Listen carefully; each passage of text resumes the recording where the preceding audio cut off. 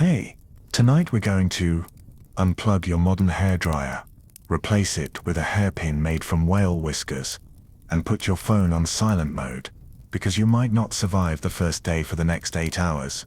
In the Edo period court of aesthetics, you stepped on the squeaking wooden clogs, your toes trying to keep balance in the cloth socks, and the stone road in front of you was soaked and shiny by the plum rain. In the distance came the tune of the shamisen, mixed with the aroma of roasted senbei, and the voice of a certain proprietress, standing in front of the lattice door cursing.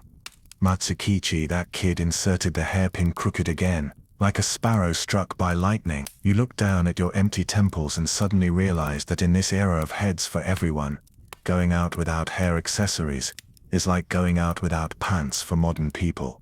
Oh no, it's much more serious than that. After all, the bulletin board of the Edo Town Magistrate's office clearly stated that women who go out with their hair exposed will be punished to sweep the ditches for 3 days. The accumulated water on the stone road reflected your slightly panicked face, and the teeth marks of the wooden clogs left crooked marks in the mud, which seemed like some kind of undeciphered hairstyle code. Turning the corner, you came across the first scene that made your pupils tremble. 3 girls wearing furrazide were taking selfies under the cherry tree. Of course they were using imaginary mobile phones. The buns on their heads looked like 3 layers of chizuke, and a glowing glass hairpin was inserted on the top, flashing in the twilight like a moving lantern. The old man who was setting up the stall saw your wide eyes and smiled as he stuffed a piece of emmer into your hand. Are you from the countryside, girl? This is the most famous hairpin shop in Fukagawa, Ginkgo House. The boss lady can customize hair accessories according to your birth date.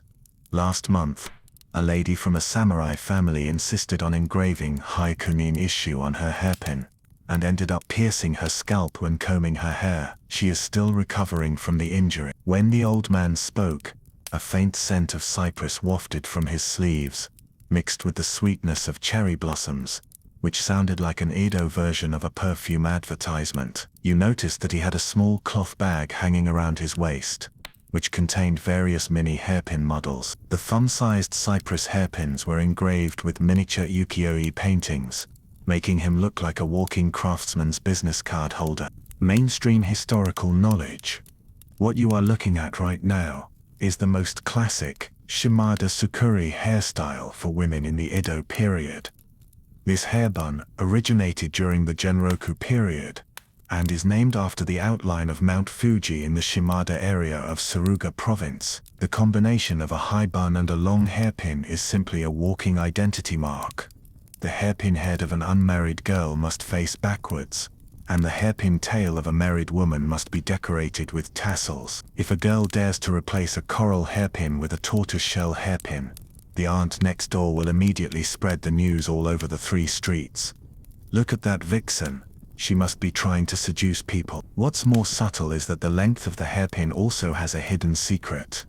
The hairpin of a town girl cannot exceed 3 inches, but the daughter of a samurai family can use 5 inches. This class system on hair is more stringent than the color distinction of work badges in the modern workplace. You look at the tassels swinging on the girls' buns, and suddenly remember that modern girls use different colored hairbands to distinguish whether they are single or not. Sure enough, human beings' obsession with identification has not changed from ancient times to the present. You are hesitantly touching the purse at your waist, and the old man suddenly lowers his voice. I'll tell you a secret. Last month the town magistrate's office just caught a guy who made fake hairpins. That guy used fish glue mixed with gold powder to paint on wooden hairpins, and deceived all the rich ladies in the town. But when it rained, the gold powder melted and flowed down their faces, just like a bowl of miso soup was splashed on them. Is this the 315 anti-counterfeiting scene in the Edo period? You can't help but want to laugh, but you see the old man take out a small box from his arms, inside of which lies a simple ginkgo leaf hairpin. This is the treasure of us ordinary people. The ginkgo leaf symbolizes fertility and good fortune, and the hairpin is inveighed with the dark patterns of the 7 gods of fortune. Of course, historians are still arguing about whether the bun style or the hair ornament culture came first. just like whether the egg or the chicken came first, which makes people bold. He carefully wiped the hairpin with a silk cloth, and when his fingertips ran over the dark patterns, you found that each mark corresponded to a different blessing gesture, as if holding a magic wand that could communicate with the gods. The sound of the Tycho Bridge bell came from afar, startling a few sparrows perched on the cherry trees, as if ringing the bell for the end of this hairpin philosophy class. Before you relax, please like and subscribe first. Of course, only if you really like my content. By the way, remember to tell me in the comment section which city you are in, and what time it is. Maybe we can clink glasses with hairpins across time and space. You carefully pinned the ginkgo hairpin on your temples, and suddenly heard a commotion on the corner of the street.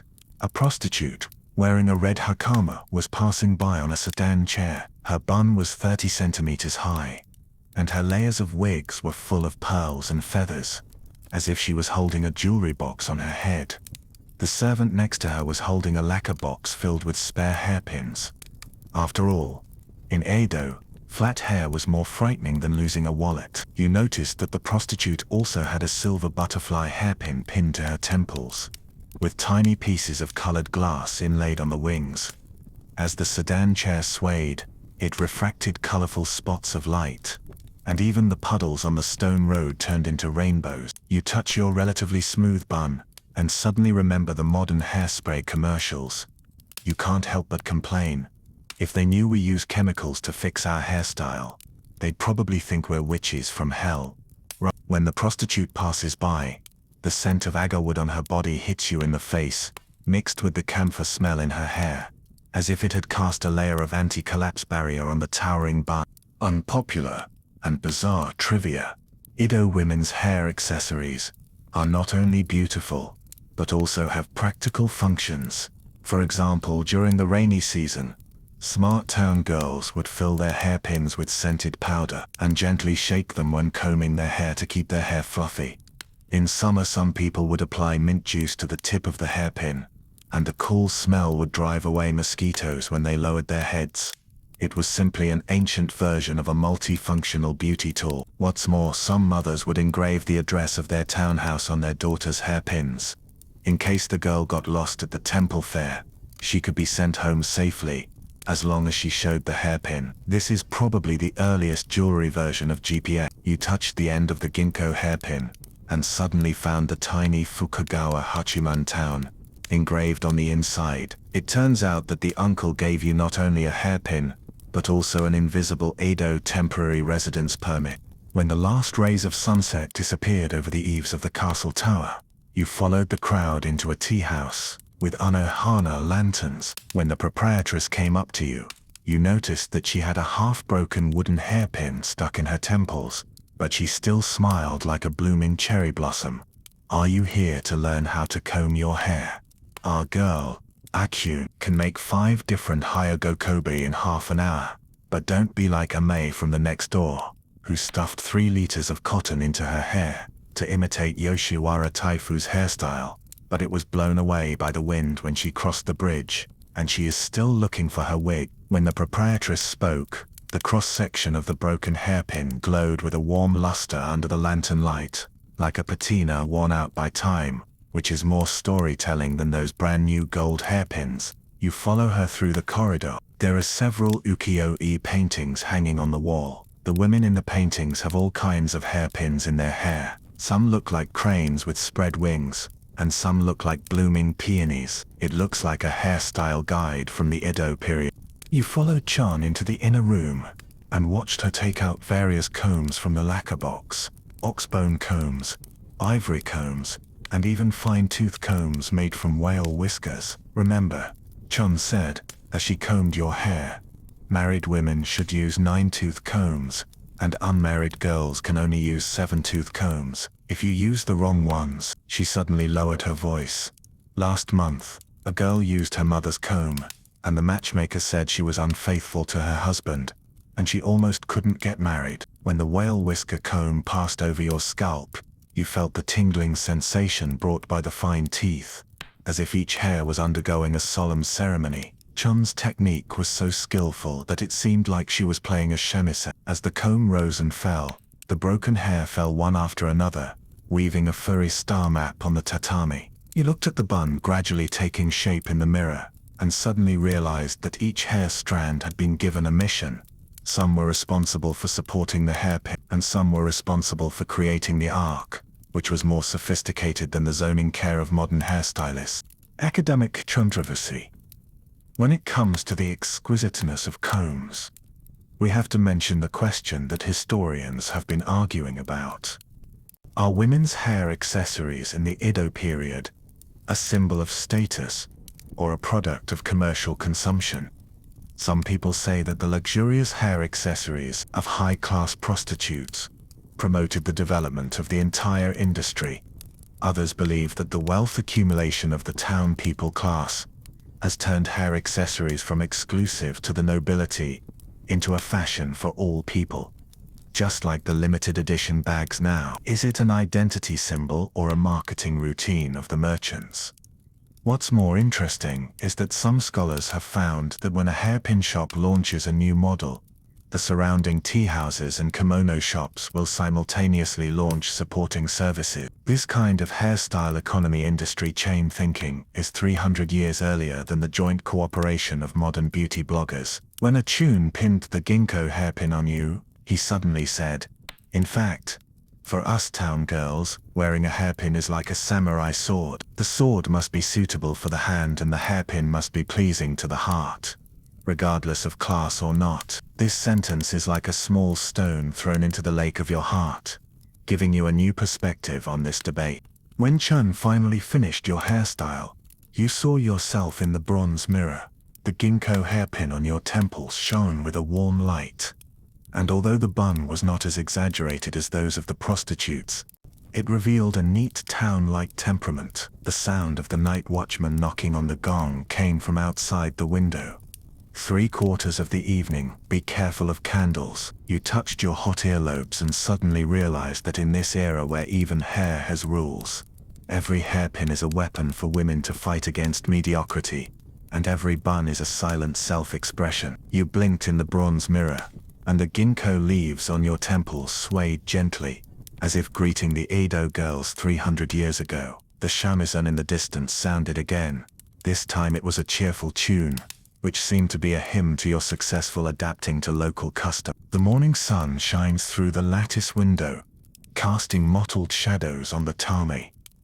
You touch the bunkin Takashimada hairstyle that a Chun combed for you last night, and suddenly find that the ginkgo hairpin on your temples has been tilted. In Edo, this is more serious than being late for work in modern times, because a messy hairstyle is equivalent to writing "I am a lazy ghost" on your forehead. You hurriedly grabbed the whale whisker comb, but accidentally poked your scalp and gasped in pain.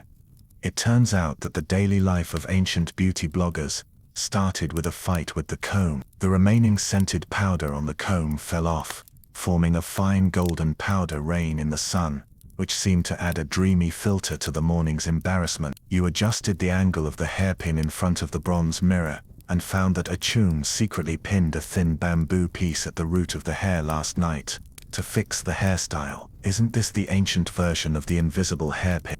After leaving the tea house, you followed the crowd towards Sensoji Temple. The shops on both sides of the street have already started business. The proprietress selling hair ties is adjusting her kaizo katsukiai in front of the bronze mirror. 3 coral hairpins are pinned to her bun, which looks like a modern girl's hairpin set. When you pass by a pawn shop, you see a notice posted on the door: recycling broken hairpins at a high price. Regardless of the material, you can exchange them for new styles at a discount. Old items from samurai families are especially welcome, and they are said to be the relics of an old lady in a family. In the lattice window of the pawn shop, there are several broken hairpins on display, some of which are repaired with kintsugi, and some are inlaid with glass pieces to fill the gaps, which looks like a jewelry sanatorium in the Edo period. You noticed that there was a small fox pattern painted on the lower right corner of the notice, and remembered that Ah-chan said last night that the fox god of Sensoji Temple is in charge of beauty and wealth. It seems that the pawnshop owner is well versed in the routine of borrowing gods for marketing. Mainstream historical knowledge points. In front of Sensoji Temple, in front of you, is the most lively hairpin market in Edo. Every morning, craftsmen from all over the country will set up stalls with their latest works, ranging from wooden hairpins for civilians to gold filigree hairpins exclusive to the nobility. The most famous of them is the Kaga hairpin, which is produced in the Kaga domain of Ekizan province, and is famous for its delicate lacquer painting craftsmanship. It is said that a high-quality Kaga hairpin can be exchanged for 3 stones of rice, equivalent to selling half of the living room's collection of figures in modern times. A craftsman wearing a bamboo hat is demonstrating lacquer painting on the spot. He uses a brush dipped in vermilion lacquer to draw a phoenix with its wings spread on a cypress hairpin. Each feather must be coated with 7 layers of lacquer and then polished to a glossy finish after drying. The whole process is more complicated than the construction steps of modern manicure. If you look closely, you will find that the phoenix's eyes are embedded with tiny pearl powders, which will flash with the change of angle in the sun. This is probably the beauty of changing scenery, pursued by Edo craftsmen. You stop in front of a stall, selling mother-of-pearl hairpins.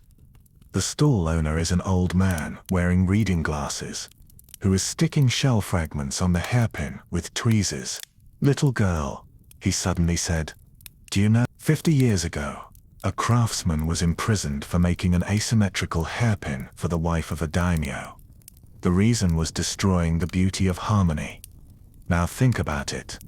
If he were alive today, he might become an avant-garde artist." While the old man was talking, the tweezers accidentally crushed a piece of shell, but he smiled and stuck the fragments on the end of the hairpin, saying that it was a gift from the beauty of nature. You look at the hairpin in the old man's hand. The cherry blossom pattern made of shells is shining in the sun, and the angle of each petal is different.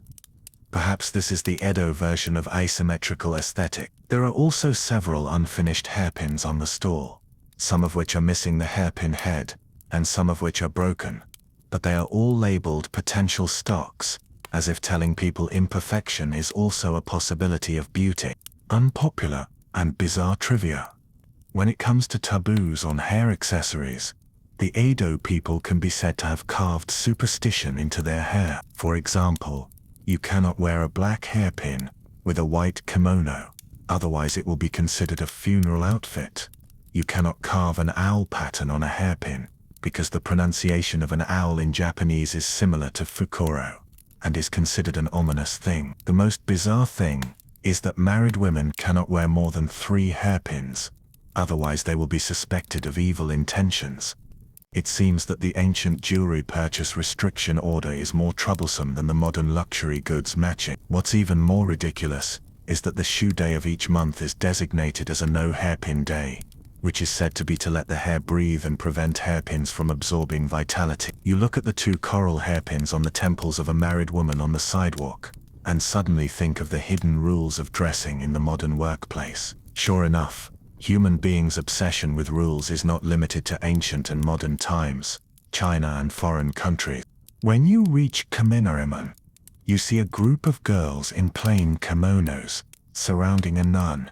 Listening carefully, you find that it is a Western missionary preaching the gospel. Her hair is cut short, which reminds you of the modern bob. "Sisters," the missionary said, "all beings are equal in the eyes of God, and there is no need to use a bun to prove your worth."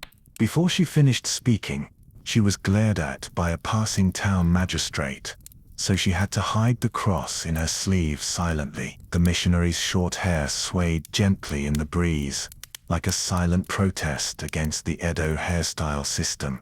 You noticed that half of a feather pen was exposed in her apron pocket, and the tip of the pen was still stained with ink, as if recording this silent war of hairstyle and faith. In the Emma den not far away, someone was drawing a new prayer painting. In the painting, the woman's bun was inserted with 3 hairpins, and next to it was written, "May I find a good husband," which formed a subtle contrast with the missionary's declaration of equality. Academic controversy. regarding the social significance of women's hair accessories in the Edo period. There is a question that scholars have been arguing about. When town girls began to wear aristocratic-style hair accessories, was it a challenge to the identity system, or an imitation of upper-class culture? Some people think that this is a symbol of the rise of the citizen class. Others think that this is just a consumerist trap, created by merchants. Just like young people nowadays save money to buy luxury goods, are they pursuing quality, or falling into symbol worship? A deeper debate is whether this imitation implies resistance. When town girls wear coral hairpins that originally belonged to samurai families, are they challenging identity barriers with aesthetic transgression? Just like modern young people use retro outfits to deconstruct mainstream fashion, the choice of hair accessories by Edo women may also be a gentle rebellion. You look at the bustling crowd in front of Sensoji Temple. The wooden hairpins of town girls and the golden hairpins of samurai girls complement each other in the sun, which looks like a flowing picture of class integration. At noon, you are eating at a soba shop, and the two proprietresses at the next table are gossiping. Have you heard? One of them lowered her voice. Ayuki, from Honmachi, actually hid a letter in her hair. The other exclaimed, "Oh my God, is it a love letter to her lover?" "It's more exciting than that," the first proprietress said mysteriously. "It's a letter of denunciation." She wrote a small note with evidence of the mayor's corruption, hid it in the hollow of her hairpin, and handed it to the magistrate's office when she went to the temple to worship. Now everyone is following her example and hiding private money in their hair accessory. As they talked, they touched their hairpins from time to time, as if each hairpin had become a treasure box with hidden mysteries. You looked down at your ginkgo hairpin, and suddenly found that there seemed to be something stuffed in the small hole at the end of the hairpin. You carefully poured it out and found that it was a dried cherry blossom petal, with a faint fragrance. Perhaps it was the Edo memory capsule left by the old man for you. When the proprietress of the buckwheat shop brought the bowl of noodles, there was a small cloth bag hanging on the wooden hairpin on her temples, which contained scattered copper coins. It seems that the tricks of hiding money in hair accessories have gone from legend to daily life. In the afternoon, you came to the legendary Mingyocho Hairpin Street, where each shop has its own unique skills. Some shops specialize in seasonal limited editions, such as cherry blossom hairpins in spring and iris hairpins in summer. Some shops provide private customization and can engrave the customer's name on the hairpin rod.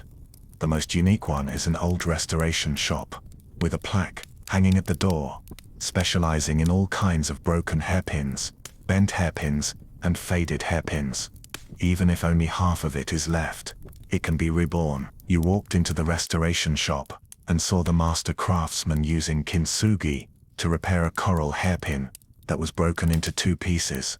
The crack was outlined with a plum branch pattern with gold thread, which added more charm than the original hairpin. The walls of the shop were covered with before and after restoration comparison pictures. A worm-eaten wooden hairpin was completely renewed after being inlaid with mother of pearl, and a faded silver hairpin was radiant after being plated with gold foil, as if telling breaking is not the end, but the beginning of another kind of beauty. In a shop called Moon Rabbit, you met a prostitute named Kazuki who was choosing hairpins. She was wearing a gorgeous fauxezide and had 7 hairpins of different materials in her hair, but she frowned and said to the boss, "Although this glass hairpin looks good, it caught on the strings of a zither when I was dancing yesterday and almost broke. Do you have a stronger style?" The boss smiled and took out a wooden hairpin wrapped in gold. "Girl, try this one. Although it looks simple, it is reinforced with Bazanyaki clay and can't even be broken by an earthquake." Kazuki's eyes lit up. "It's like a modern anti-fall mobile phone case." As she spoke, the pearl string on her hairpin swayed gently, making a tiny sound, as if it was adding background music to this conversation. You watched Kazuki repeatedly adjust the position of the hairpin in front of the mirror, and suddenly realized that the hair accessories of the prostitutes were not only decorations, but also part of the stage performance. The angle of each hairpin was carefully designed to ensure that it could draw the most beautiful arc when dancing. This was probably the stage makeup and hair design of the Edo period. As the sunset gilds the Edo castle, you sit on the embankment of the Sumida River and watch the lanterns drifting on the river. The various hair accessories you have seen during the day flash through your mind. The gorgeous hairpins of courtesans, the practical wooden hairpins of town girls, the gold filigree hairpins of noble ladies, and the hollow hairpins that hide secrets. Each hair accessory is a story, and each bun is a piece of history. They not only decorate the lives of Edo women, but also open up a small world for them to express themselves under the strict hierarchy. You touch the ginkgo hairpin on your temples, and suddenly realize that in this era of keeping one's place, women use hair accessories to toss around in their own little world, just like embroidering a jumping flower on a strict kimono and hiding a strand of free hair in a fixed bun. And those particularities, taboos and controversies about hair accessories are just waves in the long river of history, and eventually they all converge into a unique poem belonging to Edo women. On the surface of the Sumida River, the reflections of the lanterns swayed gently with the waves, like countless glowing hairpins floating in the river of time, illuminating the dreams and courage hidden in the hair 300 years ago. In the morning, the tea house smells of miso soup. You are adjusting the angle of your ginkgo hairpin in front of a bronze mirror when you hear the sound of horse hooves from the corner of the street. Looking up, you see 4 maids in indigo official uniforms surrounding a black lacquered sedan chair. The sunflower family crest on the sedan chair glows coldly in the morning dew. That is the Tokugawa family crest that only nobles can use. The hair bun of the woman in the sedan chair is probably more exquisite than the eaves of the castle tower. When the sedan chair passes by, the faint fragrance of agarwood wafts out of the sedan chair, mixed with the smell of fresh cypress, as if wrapping a layer of gentle sugar coating on the strict hierarchy. A chum came in with a tea bowl, and seeing you staring at the sedan chair in a daze, she suddenly lowered her voice. She is the concubine of the Lord of Kishu Domain, and she just entered the Oku last month. I heard that she used 30 gold filigree hairpins for her bun, and each hairpin head was inlaid with Dutch glass beads, shipped from Nagasaki, which could light up the room like a lantern street at night. As she spoke, her fingers unconsciously stroked the edge of the tea bowl, and the ice cracks on the glazed surface flashed like fine scales in the morning light. A few days ago, the rumor in the town was that when she combed her hair, she had 7 maids holding mirrors and circling to find the most suitable angle for the hairpins. It was 100 times more difficult than for us girls to choose hairpins. You couldn't help but think of the red carpet looks of modern stars. It turns out that the nobles 300 years ago knew how to use imported jewelry to create highlight moments. But behind this highlight, I'm afraid even the hair had to follow the rules. Mainstream historical knowledge. The Oku you are about to enter is the most mysterious female space in the Edo period, where the wives, concubines, maids and court ladies of the generals gathered. The hairstyle rules here are more stringent than the code of the town magistrate's office.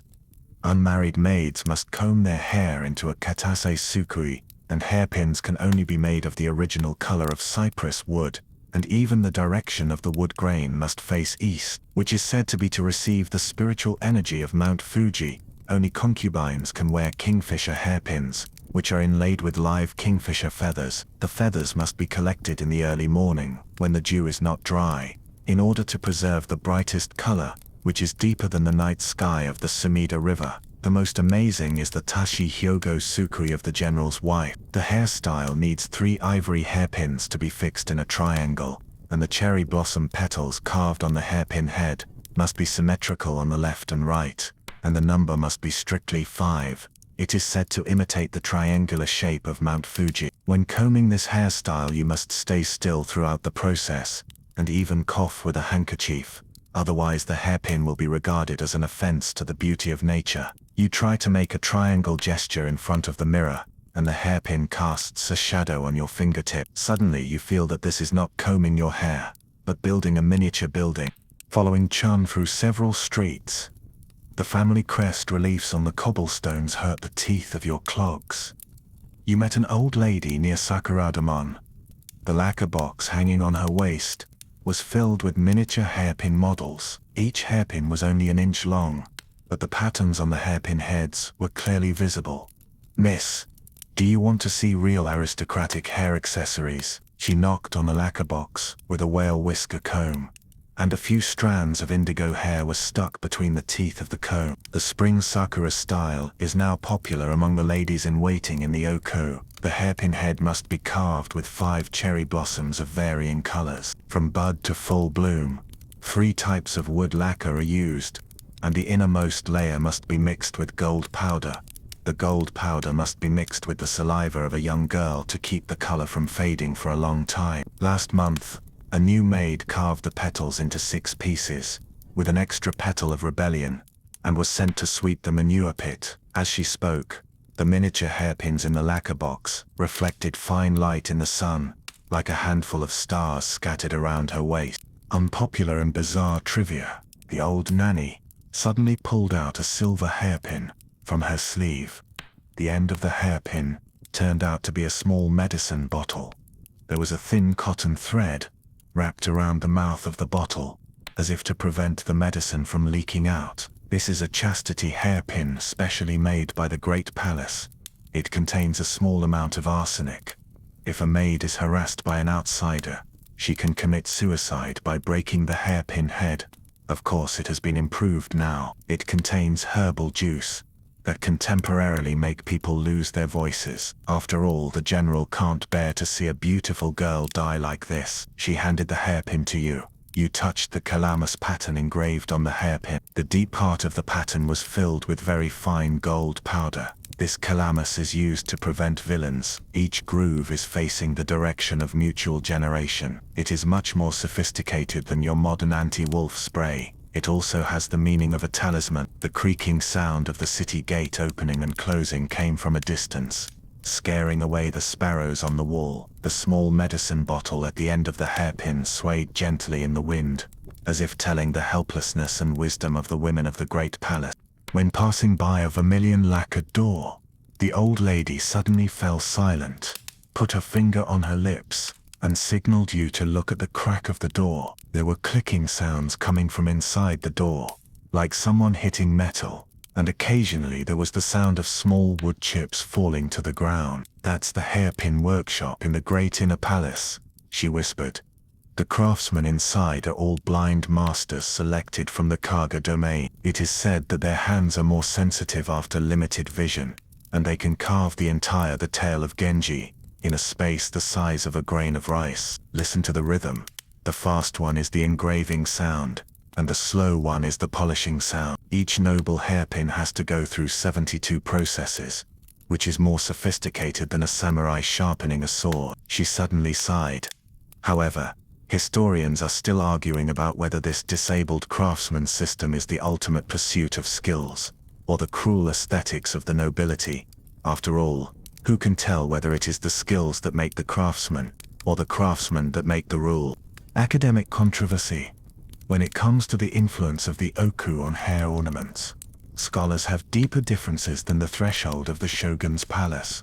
Some people believe that the fashion of the oku is a top-down cultural output. Commoner girls imitate the style of aristocratic hairpins, just like fans chasing the same style as their idols now. Even the announcement of the town magistrate's office once prohibited town girls from wearing hairpins longer than 3 inches, for fear of shaking the hierarchy. Others pointed out that the town's wealthy merchants sponsored craftsmen to enter the oku workshop, which in turn influenced the aesthetics of the aristocrats, forming a fashion cycle of the lower overthrowing the upper. For example, the wife of a salt merchant brought the mother-of-pearl craft into the oku, and now the aristocrats are wearing mother-of-pearl hairpins made by town craftsmen as a fashion. Just like the chastity hairpin that the old lady said, is it a shackle of power, or a self-help tool created by women in the cracks? The small medicine bottle at the end of the hairpin flashed coldly in the sun, as if asking everyone who passed by. At noon, when you stop by a dumpling shop near Tenmanbashi Bridge, you see a foreign woman in tan clothing walking by. She has a Japanese-style wooden hairpin, inlaid with pearls pinned to a golden curly hair. The pearls are iridescent in the sun, and they contrast with the lace on her cuffs. This is probably the earliest Japanese-style dress mix and match. The shopkeeper auntie wiped the table and smiled. She is a female member of the Dutch trading house. Last month, she spent 10 taels of silver to customize a hairpin with a pocket watch. The cover of the watch is engraved with our Mount Fuji. It jingles when she walks on the street, just like a moving clock. A few days ago, she came to buy dumplings, and the gear on the hairpin hooked my apron string. As the auntie spoke, the rag in her hand rubbed a round mark on the wooden table, which seemed to be a postmark for this cross-time and space fashion collision. Mainstream historical knowledge point.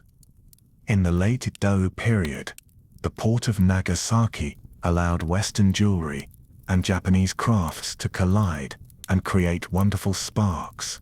Pearls, glass beads, and even watch parts were integrated into hair accessories. The most famous one is the Nanman hairpin. The cypress hairpin rod is wrapped with gold-plated copper wire, and the copper wire must be wound according to the directions of the 28 stars. The hairpin head is embedded with a convex lens, which can be used as a mirror and to focus light for ignition. It is said that a town girl once used the lens to light a bonfire and saved a lost caravan. However, this type of hairpin is only available to wealthy town girls. After all, the price of a piece of Dutch glass is enough for an ordinary family to eat miso soup for 3 months, and they have to drink it sparingly. You touch the purse on your waist, and suddenly feel that the modern light luxury is simply heavy luxury in Ada. As dusk falls, you follow the old nanny to the Zhanzi tongue on the outer wall of the Great Inner Palace. The shops here specialize in imitating aristocratic hair accessories. The lanterns are all labeled same style as in the Great Inner Palace, with the fonts written in a flamboyant style, as if making a joke of the strict hierarchy. A craftsman was applying indigo lacquer to a wooden hairpin. Next to the lacquer bucket were a few kingfisher feathers, but they were all faded. Real kingfisher feather inlay requires feathers of live kingfishers. We townspeople use indigo to dye cloth scraps, mix them with fish glue and stick them on wood. It can deceive the eyes even from a distance. He suddenly held up a broken hairpin. The broken end was engraved with "for the use of the Kishu domain," but faint traces of repair could be seen underneath. Look at this one. The broken end is engraved with "for the use of the Kishu domain." I actually picked it up at a flea market last year. After some polishing, I can sell it as an antique. It might be more popular than the real thing. As he spoke, the lacquer brush drew smooth arcs on the wooden hairpin. The indigo lacquer exuded a faint herbal fragrance, which was more down to earth than the agarwood incense in the oak. You touch the cypress hairpin on the shelf marked same as the one in the oku. The head of the hairpin is engraved with a simplified cherry blossom pattern. It feels warm, as if it has been polished by countless hands. Suddenly, I understand that aristocratic hair accessories are like modern haute couture dresses. There are very few people who can really wear them, but the affordable substitutes derived from them have made the whole Edo wear the feathers of dreams. When the old lady said goodbye to you in the twilight, the silver hairpin on her temples shone faintly. It was an ordinary 3-tooth hairpin with a slight crack at the end of the hairpin, but it was warmer than the gold filigree hairpin in the oku. After all, real life is never in strict rules, but in the gentle okay, when every town girl puts down her hairpin, with a gentle resistance to ordinary days. In the early morning, the aroma of cypress wafts through the artisan town. The natto shop, on the corner, has just opened its wooden barrels, and the sour aroma, mixed with the woody aroma, flows in the air. You follow Chun into a narrow alley, and the rustling sound of polishing comes from the workshops on both sides, like the whispers of ginkgo leaves in autumn. A young man is lying on the doorstep, repeatedly wiping a wooden hairpin with shark skin, his nose almost touching the table, and sawdust falls on his forehead, like a handful of broken gold. You have to grind it 3,000 times to make the wood grain as smooth as a woman's skin. When he looked up, you saw 12 different types of carving knives pinned to his apron, with their names engraved on the handles. First Snow, Tsukimi, Sakura Fubuki, which looks like a modern manicurist's tool set. but with more respect for the tool. Mainstream historical knowledge points this is the holy land of hairpin craftsmen in Edo. Each alley specializes in a craft. The front street is for mother-of-pearl inlays, where craftsmen use tweezers to hold shell fragments and piece together ukiyo-e-like patterns on the hairpins. The back street is for relief carvings, where old masters use magnifying glasses to carve verses from Hyakunin Isshu on deer antler hairpins. The middle alley specializes in processing deer antlers and animal bones, and the sun shines through the drying animal skins, casting mottled shadows on the ground like a natural carpet for the artisan town. The most famous Kaga school craftsmen pay attention to the 3 no principles: no dyeing of wood, no inlaying of non-natural gems, and no carving of symmetrical patterns, believing that natural defects are the most beautiful marks. The boy in front of you is making a natural pattern hairpin, preserving the original knots and growth rings of the wood, and engraving a tiny haiku on the raised parts. When the flowers are in bloom, they must be picked, with the words winding along the wood grain. It is 200 years earlier than the modern Nordic minimalist style, but has a more gentle dialogue with nature. Walking into a workshop with a plaque that reads, "No pattern." The door curtain is woven from sawdust. When you step in, you can hear a faint sound, as if singing a welcome song to the visitor. A one-eyed master is tattooing a deer antler hairpin with an awl needle. The needle tip scratches the surface of the deer antler, making a fine sizzling sound, as if he is discussing the direction of the pattern with the deer antler. Machi-chan loves these little gadgets. He tapped his artificial eye, the scar on his eye socket glowing light pink in the morning light. I made a plum branch hairpin for Yoshiwara no Taiko last year, and embedded a tiny pearl in each bud. From a distance, it looks like a white butterfly resting on a snowy branch. When she dances, she is always praised for having snow and moonflowers on her head. He suddenly took out a broken hairpin from the drawer. The broken end was engraved with Kanei 15, which was the reign title of the early Edo period. The cracks in the hairpin were filled with gold powder. This was passed down from my master's master. The craftsman cut off 2 fingers, because he made a hairpin for Machi-chan that was more gorgeous than a samurai's wife. Now I have repaired it, and engraved cherry blossoms on the broken end. It has become a unique rebirth hairpin. Unpopular and bizarre little knowledge. The master craftsman used tweezers to pick up a piece of shark skin, the size of a fingernail. The tiny particles on the leather flashed silver in the sun, like solidified waves. Don't underestimate this thing. It's essential for polishing deer antlers. New shark skin is used for rough grinding to quickly remove burrs. Old shark skin can be polished to create a warm luster. Scraps of leather soaked in olive oil can also be used as a lubricant, and applied to the antlers to make polishing more efficient. It's much smarter than your modern sandpaper, and its functions can be adjusted with time. He suddenly lowered his voice, a smile hidden in the wrinkles at the corners of his eyes. There's something even more amazing. Some craftsmen will engrave curse runes on the handle of the hairpin with secret ink, which will only appear on rainy nights. If the buyer defaults on wages, the hairpin will make a crying sound in the middle of the night, which is more creepy than the night watchman's clapperboard. You touched the warm wooden hairpin in your hand, and suddenly felt that the craftsman's breath was hidden in every wood grain. Those subtle marks are the fingerprints of time. Maybe some late night they will really tell their own story quietly. Academic controversy regarding the essence of the craftsman's spirit. Scholars always go back and forth between conservatism and innovation. Some people believe that the craftsman roots, strictly adhered to by Edo craftsmen, are the cornerstone of cultural inheritance. Just like the Kaga school insists on natural materials, so that wooden hairpins can still exude the fragrance of cypress after 300 years, and each process is a living history textbook. Others point out that it is those heretical craftsmen who dare to embed clocks on hairpins that promote technological innovation, turning hair accessories from status symbols into a combination of practicality and beauty. Just like the old master in front of you, he not only retains the traditional tattoo technique, but also secretly engraves modern katakana on the tail of the hairpin.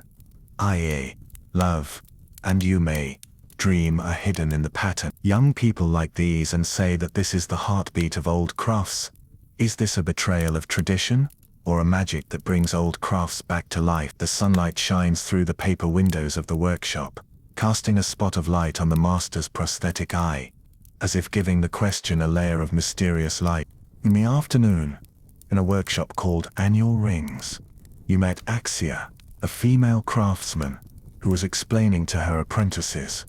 Her apron was embroidered with various hairpin patterns, unopened cherry blossoms, cranes with spread wings, and entangled calamus. She pinned a mini hairpin made of waste wood on her cuffs, and a smiley face was carved on the head of the hairpin, like her logo. Remember, every hairpin is alive. She held up a cypress hairpin with an unopened cherry blossom carved on the head, and the bark texture was still on the bud. This is for a girl who is about to get married. The bud should face left, symbolizing waiting for the lover to come. If it is for a widow, it should be carved with a half-opened flower facing right, meaning there is still light in the rest of your life. Last year, there was a girl who had been a widow for 3 years. I made her a right-facing dotsier hairpin. On the day she remarried wearing the hairpin, she said she felt like her ex-husband was helping her put on the hairpin in heaven. Mainstream historical knowledge points. Edo craftsmen paid attention to the meaning of hairpins, which is comparable to the birthstone culture of modern jewelry. The plum branch hairpin symbolizes tenacity, because plum blossoms bloom in the cold winter. The calamus hairpin represents wisdom, because the calamus leaves are shaped like swords and can drive away evil spirits. The most special one is the Shichi-go-san hairpin, which is designed for 7-year-old girls. The head of the hairpin is carved with 7 leaves, 5 flowers and 3 fruits, which implicitly coincides with the blessing meaning of the Shichi-go-san festival. The angle of each leaf corresponds to the direction of the 7 gods of fortune. Axia once made a sound hairpin for a blind girl. The end of the hairpin is decorated with 3 small bells, made of gold, silver and copper respectively. When walking it emits different tones, ding-ling-dang, which can not only guide the direction, but also like carrying a singing companion. The girl said this is the most beautiful sound painting she has ever heard.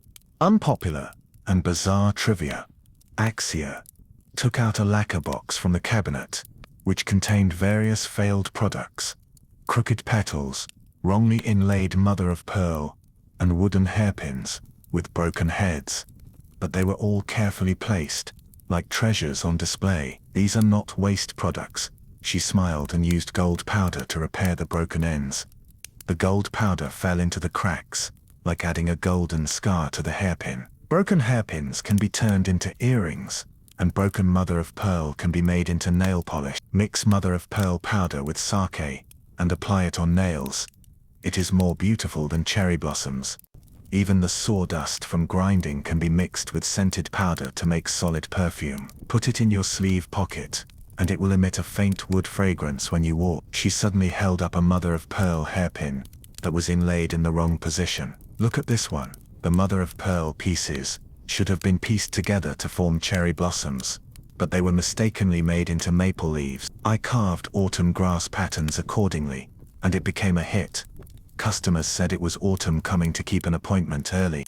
When the sunset dyed the roof of the artisan town golden, you held the first snow hairpin, given by Axia, a cypress hairpin with the texture of tree bark, with a tiny shell embedded on the top, like a branch, with the first snow, and a faint iridescence on the edge of the shell, like the sky after the first clearing after the snow. The boy at the alley was still polishing, and the rustling sound of the shark's skin rubbing against the wood, mixed with the shamisen tune, coming from afar, wove a song of craftsmen. These craftsmen who rise and fall in the sawdust, gave the wood new life, with their fingerprints and sweat, making each hairpin a flowing poem, and when worn on the temples of the town girls, it was the warmest footnote of Ed. You suddenly realize that compared to the gold filigree hairpins in the oku, these wooden hairpins with the warmth of craftsmen are the real luxury goods of the Edo period. They don't have gorgeous gems, but they are engraved with the lines of life, They don't have strict rules, but they hide countless stories of Usher. They engrave their love for life, pursuit of beauty, and persistence in self in the small handles of the hairpins. Just like Usher said, the best hairpin is not to make hair more beautiful, but to make the person who wears it more like himself. In the afterglow of the setting sun, you touch the bark lines on the handle of the hairpin, as if you have touched the heartbeat of the craftsman 300 years ago. It is a piety to the craftsmanship, a gentleness to life, and a silent blessing to everyone who wears the hairpin. The dusk tinted the lantern street with a warm orange hue. You followed Chun around the wooden sign that read Yoshiwara. The scent of powder and sawdust mixed with the smell of wood chips was 10 times stronger than the agar wood in the great inner palace. The rhythm of the taiko drum came from the tea house on the corner. When the door curtain was lifted, you caught a glimpse of a woman surrounded by maids. Her bun was 40 centimeters high. 12 colored glazed hairpins were inserted between the layers of wigs. Each hairpin was carved with a dancing girl in different poses. There were tiny bells embedded in the hem of her skirt. When she walked, she made a ding-dong sound, as if she was carrying the bustle of the entire flower street on her head. The maids followed closely with lacquer trays, which were neatly stacked with spare powder and hairspray. It was rice paste made from boiled rice, stored in a small mother-of-pearl bottle, and the bottle was engraved with the auspicious words, "Sturdy hair like pine trees." "That's Yoshiwara's iron dochu," said Chun with envy in her voice. "Her hairpins are all custom-made.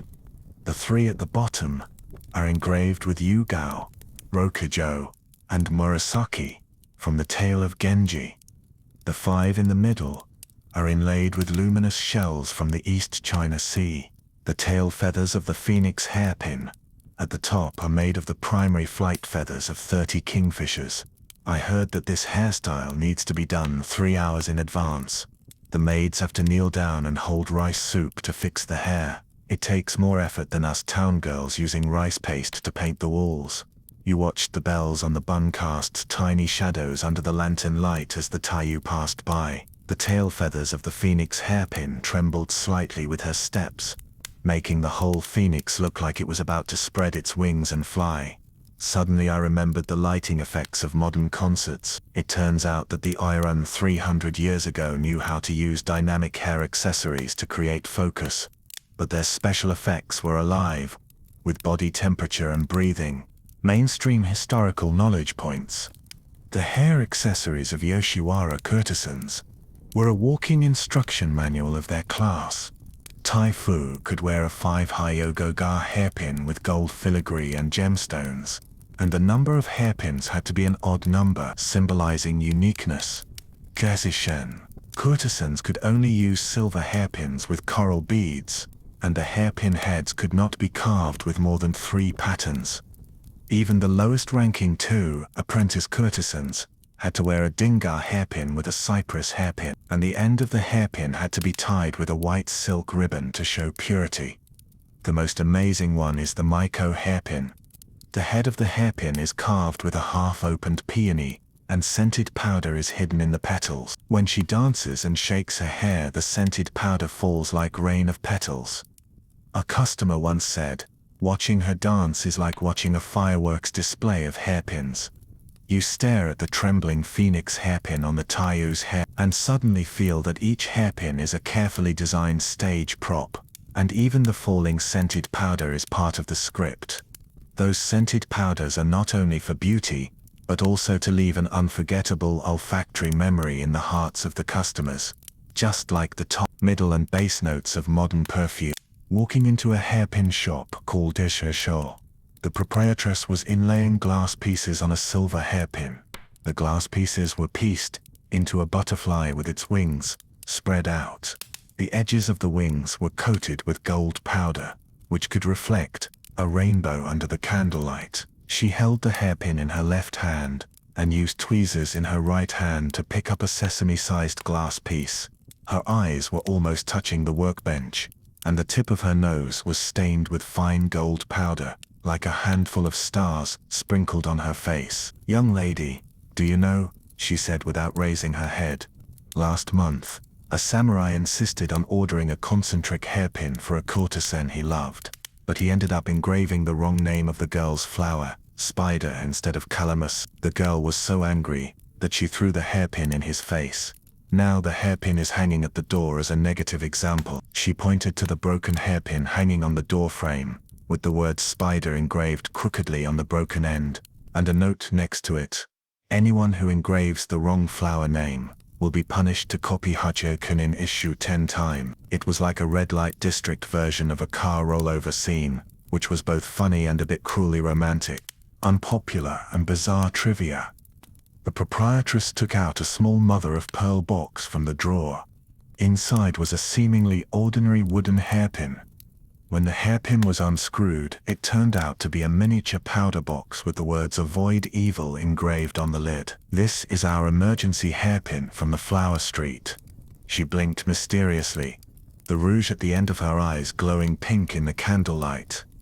When a prostitute encounters a difficult customer, she sprinkles perfume powder on the other's cuffs. The perfume powder is mixed with chili powder, which can make people sneeze 10 times in a row. It is much more concealed than modern anti-wolf spray. What's more, some hairpins have contraceptive powder hidden in the hollow part. It is made of persimmon tannin and mugwort, and it can be effective when dripped into tea.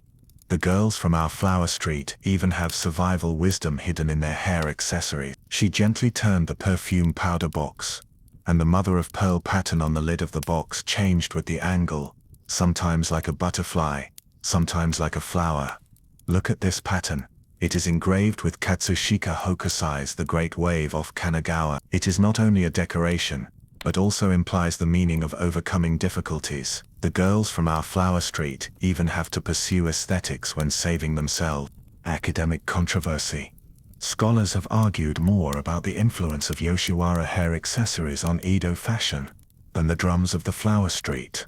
Some believe that the luxurious hair accessories of courtesans are the sugar-coated bullets of the ruling class, using consumerism to paralyze the common people, making them indulge in the glamorous appearance and forget the oppression of class.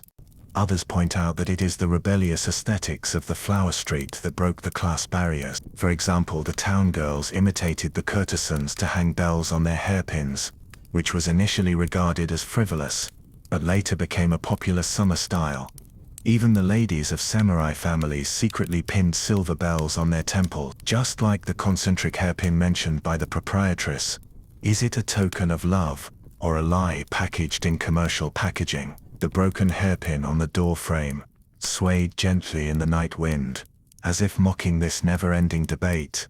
After all, in Yoshiwara, a place that is both prosperous and cruel, love and business have always been intertwined, just like the gold powder and colored glaze on the hairpin, neither of which can be missing.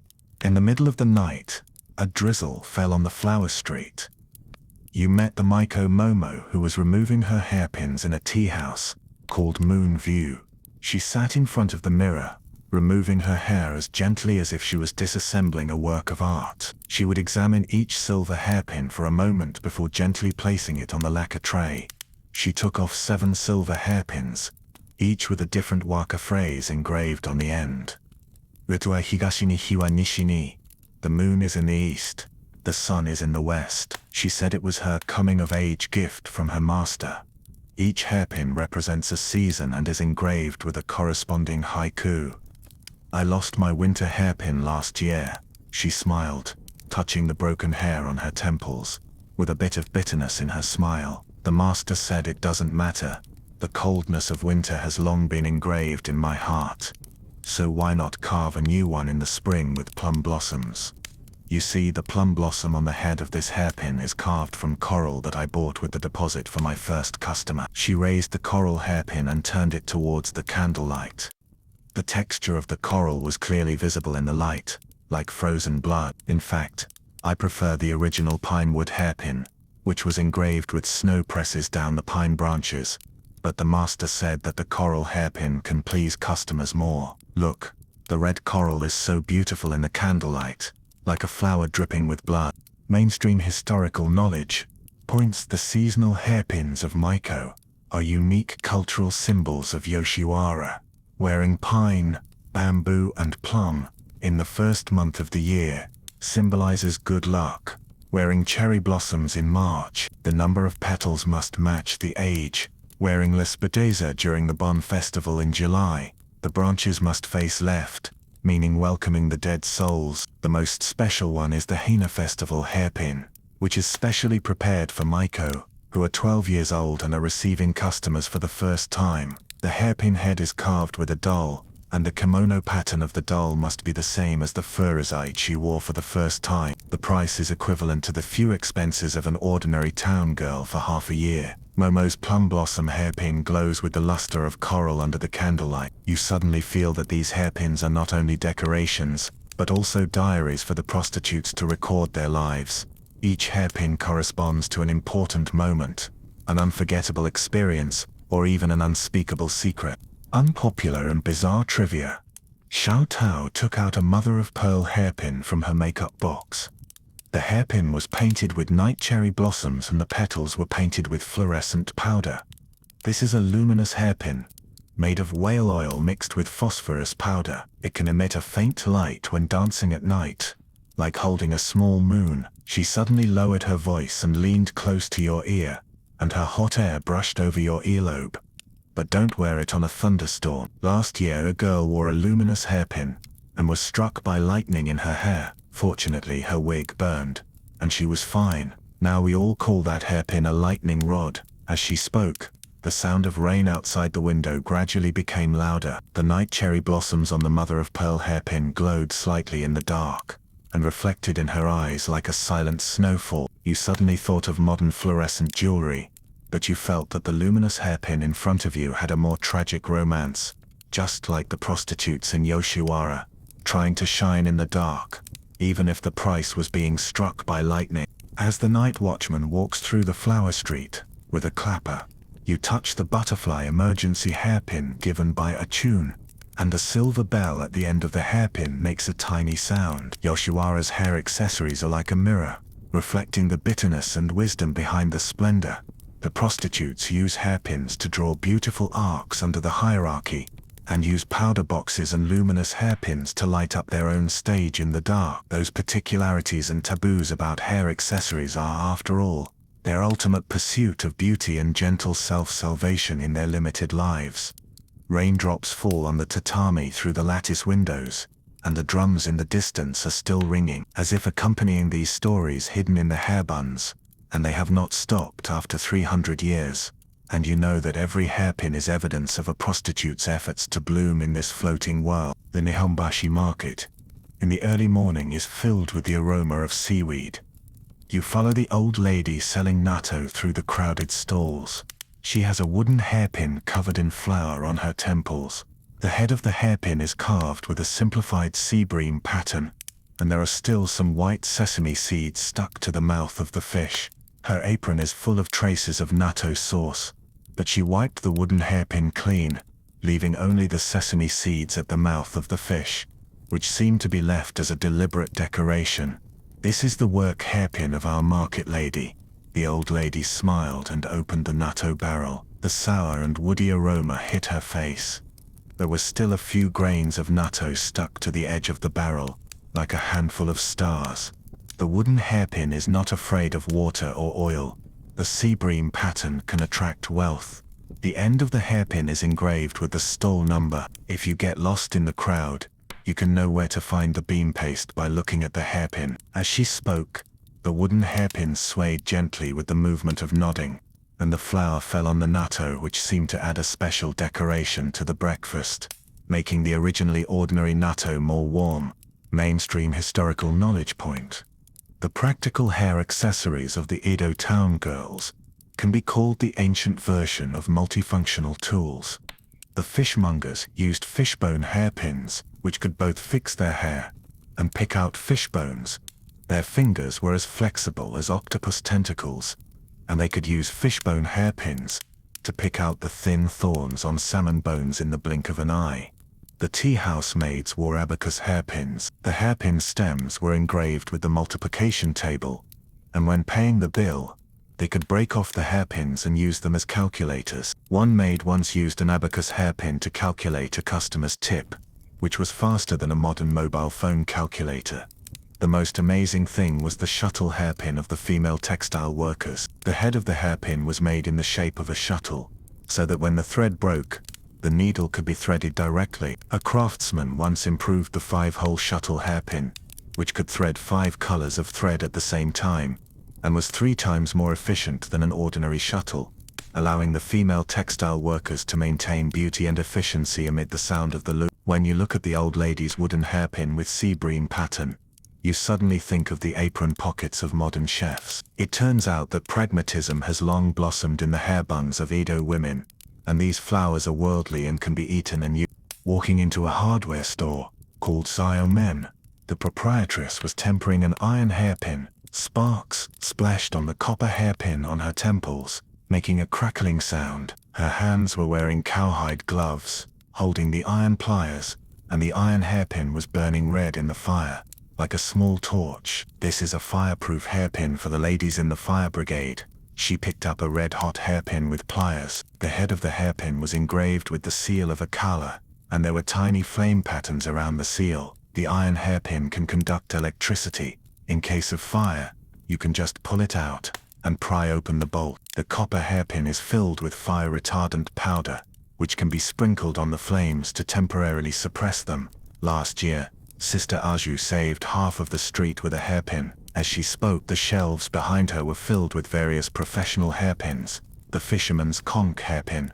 The hollow part can be blown to call for help, and the sound is clearer than the conch. The peddler's bell hairpin to remind passers-by to give way when walking, and the words "Please take care" are engraved on the bell. And even the street cleaners have their own broom hairpin, with a small broom tied to the end of the hairpin, which can sweep away the dust from the temples at any time, allowing the cleaners to keep their temples clean while sweeping the streets. Unpopular and bizarre trivia. The proprietress suddenly took out a bamboo hairpin from her apron. The hairpin was engraved with dense small grids, and each grid was engraved with different symbols, some like rice grains, and some like copper coins. "This is an account book hairpin," she said mysteriously. Her eyes narrowed into a slit. "We women in the town engrave our daily income and expenditure on the hairpin, using secret symbols instead of numbers, such as triangles for rice and circles for money, which even husbands can't understand." She pointed to the 3 circles at the end of the hairpin. "Look, this is the dowry money saved for my daughter last month." The deeper the engraving, the greater the blessing. What's even more interesting is that some mothers will engrave the birth date of their children on the 753 hairpin. The number of beads on the head of the hairpin corresponds to the age. It is both a decoration and an identity card, which is much more practical than modern children's bracelets. Once a child got lost at a temple fair, he was successfully sent home based on the birth date on the hairpin, making the hairpin a real amulet. Academic controversy regarding the social significance of the practical hair accessories of town girls. Scholars are divided into tool school and aesthetic school. The former believes that these hair accessories are the survival wisdom of women in hard life. For example, the fishbone hairpins of fishermen are closer to daily life than samurai swords, and are their weapons to fight life in the vegetable market. The latter points out that even practical hairpins also pay attention to function and beauty coexistence. For example, the iron hairpins of the fire brigade are engraved with Akala, which is both a talisman and an artistic creation, giving practical tools spiritual sustenance. Just like the old lady's sea bream pattern wooden hairpin, which came first with the meaning of attracting wealth or the shape of the sea bream, the hairpin head covered with flour shines with a warm light in the morning light, as if saying, the poetry of life has always been hidden in practical folds, just like the sour fragrance of natto, which hides the smell of sunshine and sweat. In the afternoon at the Ema Hall of Sensoji Temple, you see a pregnant woman praying. She has a safe delivery hairpin pinned to her temples. The head of the hairpin is carved with Guanyin, holding a baby. There are tiny pearls embedded in the folds of Guanyin's clothes, which shine slightly in the sun, like stars sprinkled on Guanyin's skirt. Her hand gently touches the head of the hairpin, with a gentle smile on the corner of her mouth, as if she is whispering to Guan Yin. On the Emma painting next to it, someone drew a hairpin-shaped wishing sign, and the head of the sign reads, "May the hairpin never break, and the days never stop." It turns out that in the hearts of Edo women, hair accessories are not only tools, but also a medium for dialogue with life, the straw they grasp in suffering, and their hope for the future. Mainstream historical knowledge, Anshan Han, is a unique amulet for Edo women. It must be made of peach wood, because peach and birth have similar pronunciations in Japanese. Momo versus Umu. The patterns carved on the head of the hairpin range from Guan Yin to fox gods, depending on the preferences of the pregnant woman. More sophisticated families will ask a monk to consecrate the hairpin, carve the birth date on the end of the hairpin, and insert it into the doorframe of the delivery room during childbirth, which is said to relieve pain. You watch the pregnant woman gently caressing the Guan Yin statue on the head of the hairpin, and suddenly think of the pregnant woman's bracelet in modern hospitals. It turns out that the wish for peace has never changed in ancient and modern times, both at home and abroad. It's just that the prayers of the ancients are more of a dialogue with nature and gods, and more of a handmade warmth. Unpopular and bizarre trivia. In front of a stall that specializes in selling second-hand hairpins, you found a broken hairpin with Bunsei Year 3 engraved on it. The broken end was tied with a red rope, and a dried cherry blossom was stuffed in the knot. The stall owner, wearing reading glasses, was wiping an old hairpin with a silk cloth. The chrysanthemum pattern on the hairpin head was a little blurred, but it was polished to a shine. "This is a memory hairpin," he said with a little hoarseness in his voice. After the previous owner passed away, her family sawed off her hairpin and distributed it to relatives and friends as a souvenir. Some hairpins are also engraved with last words, such as this cherry blossom hairpin. The mark on the broken end is "I will be an Edo girl in my next life." Much simpler than modern suicide notes, but it makes people cry. He picked up the cherry blossom hairpin and faced it to the sun. The mark on the broken end was clearly visible, like a faint scar, but also a warm commemoration. When the sunset gilds the market ceiling, you touch your ginkgo hairpin, and the small hole at the end of the hairpin still hides the cherry blossom petals given by the uncle. The hair accessories of the town girls have never been luxury goods, but small happiness embedded in the wrinkles of life. The wooden hairpin, with sea bream pattern of the old lady selling natto. The fireproof iron hairpin of the fire brigade. The mahogany hairpin for pregnant women to have a safe delivery, and the soul behind each hairpin who lives seriously. They are stained with flour, sparks and engraved with account books, but they are warmer than the gold filigree hairpins in the Great Palace. After all, the real aesthetics of life have always grown in the atmosphere of fireworks, hidden in the gentle okay when each town girl puts on her hairpin, with infinite love for ordinary days and uncompromising tenderness for life. In the morning, the scent of sweet-scented osmanthus wafts through the Jinya town.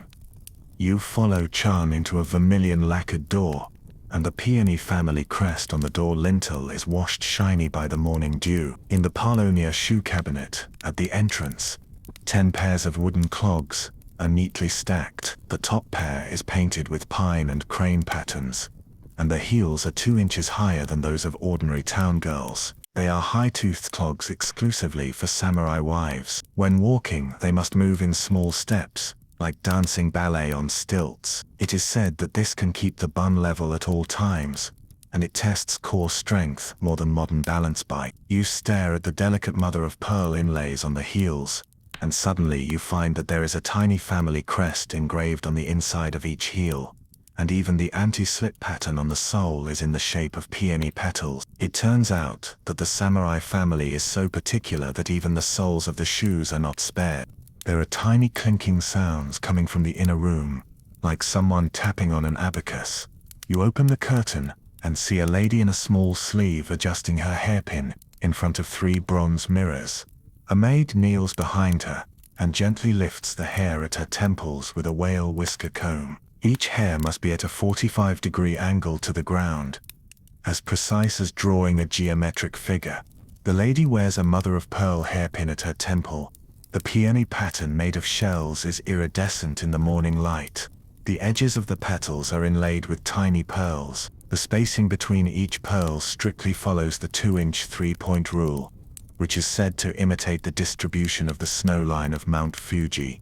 This is the Luosheng hairpin I brought back from Kyoto when I was on the Senkin Kotai last year. The lady said, her neck still, her voice like silk soaked in ice water. The peony on the hairpin should face right, symbolizing blossoming and prosperity for your husband. If it faces left, it means a girl who is still yearning for love, and will be scolded by the old lady for lacking the virtues of a woman. You watched the maid fine-tune the angle of the pearl with tweezers. The tip of the tweezers cast a tiny shadow on the surface of the pearl.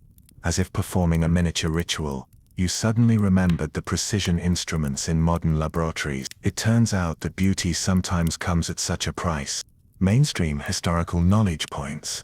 The hair accessories of samurai families are walking etiquette textbooks. Unmarried daughters must wear round buns.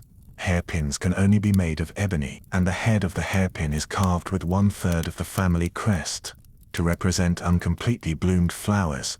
The Hyogo bun of married ladies must be fixed with 5 hairpins. The 3 in the middle represent heaven, earth and man, and the 2 on the left and right symbolize husband and wife harmony. The length of the hairpin must be proportional to the height, and the error cannot exceed 1/2 inch. There was once a lady who was judged to attempt to usurp the throne because her hairpin was 3 points long, and was punished to copy female commandments 100 times. You suddenly remembered the samurai hair accessories illustrations you saw in the museum last year. Each hairpin was marked with detailed sizes and wearing rules, which was more complicated than the size chart of modern clothing. It turns out that in samurai families even hair must comply with strict body management. Walking into the ladies' dressing room, there were hundreds of hairpins lying in lacquer boxes, covering an entire wall, categorized by season, occasion, and clothing color. The labels read, for Miue and Sharamuku, and for Meiyue and Kyudo uniform, in tiny calligraphy. A gold-wrapped deer antler hairpin catches your attention. The head of the hairpin is engraved with the family crest, and a sword tassel. Your madam says it is a hairpin for female warriors. In time of war, the head of the hairpin can be pulled out and used as a dagger. The hollow shaft of the hairpin contains hemostatic powder. During the summer campaign of Osaka in the 9th year of Genwa, my ancestor used such a hairpin to repel the enemy soldiers. Her fingertips ran over the sword tassel pattern, and gold powder fell on her cuffs like a handful of broken starlight. Now that everything is peaceful, only 3/10 of the sword tassel is left on the hairpin to show that stopping war is the best way to fight. You gently hold the hairpin shaft, and the anti-slip engraving fits your palm perfectly. You seem to be able to feel the strength with which the female warrior held the hairpin 300 years ago. It turns out that under the gentle appearance, there is such sharp survival wisdom.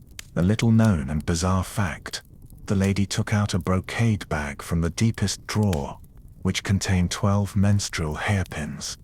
The head of each hairpin was carved with a different phase of the moon: new moon, waxing moon, full moon, and waning moon. The hairpin shaft was engraved with the corresponding Japanese poem, "Change the hairpin every month according to the menstrual period." She lowered her voice, the tips of her ears slightly red. The full moon hairpin is dyed with saffron, reminding the maid to prepare warming soup. The new moon hairpin is engraved with "the night is long, the quilt is cold," implying that the husband sleeps in a separate room. These are the silent codes of the samurai women, and require more careful deciphering than the account book hairpins of the town girls. You look at the waka on the crescent moon hairpin. The handwriting is as thin as a hair. It is hard to imagine that it was written with a hairpin head carving knife. Even more amazing is the postpartum return hairpin. The hairpin head is carved with a swallow with spread wings, the swallow's claws grasping the baby's swaddling clothes, and the feathers are made of the mother's hair. There was once a lady whose mother-in-law suspected that her fetus was unstable because she had insufficient hair. She had to apply rice milk to her scalp every day to stimulate the growth of new hair. It turns out that even hair has to bear the pressure of passing on the family line. Academic controversy regarding the function of samurai women's hair accessories. Scholars have repeatedly jumped between oppression and resistance.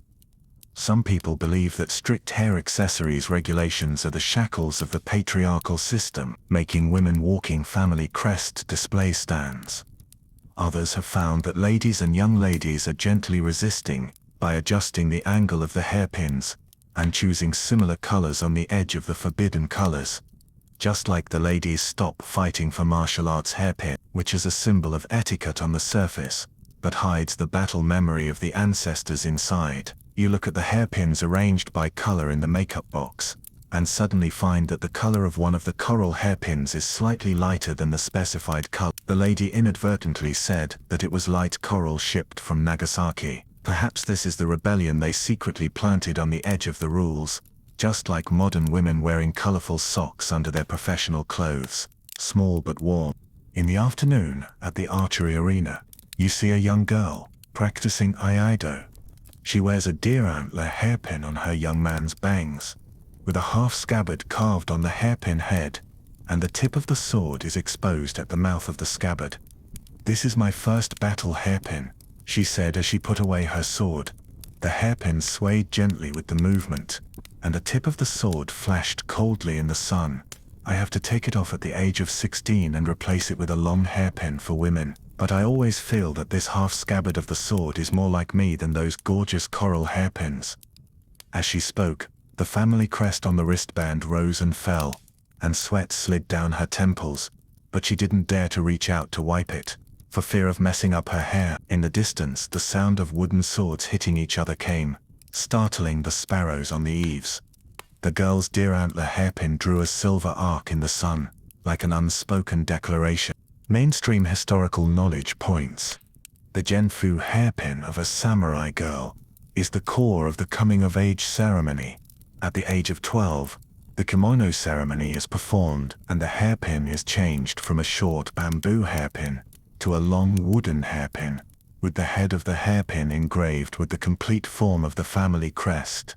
At the age of 15, the bin-shaping ceremony is performed and the fine hair at the temples is plucked out and replaced with a hairpin inlaid with a family crest gem, symbolizing cutting off the weakness of the girl. You think of the portraits of female warriors you have seen in historical material. Their hairpins are always a few centimeters shorter than recorded. It is said that they were modified in later generations to conform to the feminine beauty, just like the hairpin in the hands of a girl. The tip of the sword will eventually be hidden in the scabbard, and only during practice can it be briefly exposed. Unpopular and bizarre trivia. The girl took out a silver hairpin from her protective gear. The end of the hairpin was engraved with a tiny sentence from The Art of War. "Warfare is the art of deception, hidden in the pattern, and you can't find it without looking carefully. This was given to me by my maid."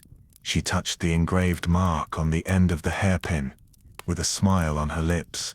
She said that the wisdom of a daughter of a military family should be like a hairpin hidden in her hair, not showing off, but able to save people invisibly. What's even more interesting is that some mothers will engrave the family crests of the husband's family and the family crests of the original family on their daughter's marriage hairpin, with a tiny arrow hidden at the intersection, pointing to the direction of the original family, meaning if you are wronged you can follow the pattern to return home. You suddenly think of the modern navigation app, but feel that this ancient signal of returning home has a warm concern. As the setting sun gilds the castle tower, you touch the jjigae hairpin, given by your wife, and the sword tassel pattern on the hairpin is faintly visible in the twilight. The hair accessories of samurai families are like a thick book of etiquette. Each hairpin is full of rules and constraints, but between the lines, women's persistence in themselves is also hidden. They carve the tip of the sword on the hairpin, write down their thoughts in the menstrual hairpin, and hide their way home in the hairpin for marriage. Those seemingly gorgeous mother of pearl and coral are, after all, the gentle armor they built for themselves in the patriarchal world. They abide by the rules, but secretly open a small window on the armor to let the sun leak in and illuminate their unobstructed soul. In the early morning, the scent of ink wafts through Kanda Konyacho. You follow Chun into an alley with lanterns of craftswomen. Tiny hairpin patterns are carved on the stone slabs, like a sprinkle of frozen starlight. In the grindstone shop at the entrance of the alley, a blind old lady is grinding a deer antler hairpin with shark skin. Her fingers wander over the hairpin, like playing a silent shamisen. The depth of each scratch is memorized by her fingertips, which is more accurate than modern 3D printing. "Young lady, do you know," she suddenly said, her voice like pickled plums soaked in wine, "that the hairpins made by our female craftsmen in the town have the word engraved on the end? Hidden in the pattern, it serves as both a signature and a secret code. The male craftsmen say that our carving knives are too light to carve deep patterns, but they don't know that the ingenuity hidden in the shallow patterns is more difficult to figure out than deep grooves." You take a closer look and find that the word new is hidden in the carved leaf veins. If you don't look closely, you might think it's an ordinary leaf. It turns out that the female craftsmen have already engraved their identities into the soul of each hairpin. Mainstream historical knowledge. Female craftsmen in Edo were explicitly prohibited from engaging in the carving industry by the Kaicho Juji. It was not until the Genroku period that a female lacquer artisan named Amiao shocked the shogunate with her mother-of-pearl inlay technique, which made the word female craftsman come to the fore. Today, the Kanda women's craftsman town gathers the most dexterous hands in Edo. Some specialize in making baby hairpins, using breast milk to mix gold powder to draw guardian gods. Some are good at shrinking bone hairpins, which can shrink a 5-inch long hairpin to 3 inches when stored, making it convenient for the town girls to wear when working. The most famous are the descendants of the Amiao Ryu, whose mother-of-pearl inlays pay attention to 3-point blank space, deliberately leaving a thin gap in the perfect pattern, saying that this is a place for the soul to breathe. You look at the deer antler hairpin that the old lady's fingertips wander on, and there is a tiny firefly engraved in the blank space, with its wings half open, as if it will fly away at any time. Suddenly you understand that what the female craftsmen engrave is never just a pattern, but also a gentle questioning of the rules. Walking into a fine craftsmanship workshop called Needle Girl, the proprietress is using the needle threading technique to embed pearls into a wooden hairpin. She holds the hairpin in her left hand, and the fine needle in her right hand passes through the pearl hole with the needle tip dipped in fish glue, which is more delicate than the surgery performed by an ophthalmologist. Male craftsmen use hammers, and we use embroidery needles. She smiled and showed her fingertips covered with calluses. The calluses all grew on the inner side of the fingertips, which were the marks of years of needlework. 10 years ago I wanted to make a 5-layer mother-of-pearl hairpin, and the male craftsman laughed at me for not being able to achieve great things with an embroidery needle. As a result, I spent 3 months, sleeping only 2 hours a day, grinding 5 pieces of shells into transparent thin sheets, and stacked them into cherry blossoms that change light. Now they call this craft female magic. She raised the hairpin to the sun, and the 5 layers of shells showed different pinks, from light cherry to dark peach, as if the whole spring was stacked on the hairpin head. You suddenly remembered the micro-carvings made by modern women with nail tools. It turns out that delicacy has never been a weakness, but another kind of strength. Unpopular and bizarre trivia. The proprietress took out a brocade box from the drawer, inside which lay 12 moon phase hairpins. Each hairpin was inlaid with a different piece of mother-of-pearl, corresponding to the changes in the moon phases of the 12 months. The most amazing one was the leap month one, which was made of 2 pieces of different mother-of-pearl, with a thin gap in the middle, and gold powder inlaid in the gap. Leap month is an extra day. We have to leave a gap for time to let the beauty leak in. She suddenly lowered her voice. There are even more amazing menstrual hairpins, which are dyed dark red with persimmon tannins, and the head of the hairpin is carved with closed flower buds, and the degree of flower opening corresponds to the number of days in the menstrual period.